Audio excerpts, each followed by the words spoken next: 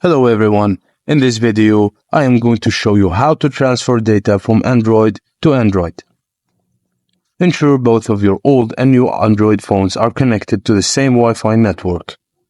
This ensures a stable connection for data transfer. Download and install a Samsung Smart Switch app on both devices. This powerful tool simplifies the transfer process. Launch the Smart Switch app on both phones and follow the prompts to establish a connection between them. This typically involves confirming permissions and agreeing to terms. Once the connection is established, you'll be prompted to select the data you want to transfer. This can include all contacts, messages, photos, videos, apps, and more.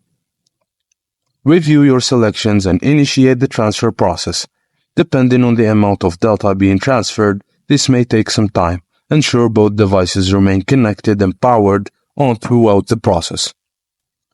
By following these steps, you can seamlessly transfer your data from old phone to a new one, whether you're upgrading to a new device or simply transferring data between devices. Samsung Smart Switch makes the process quick, easy, and hassle-free.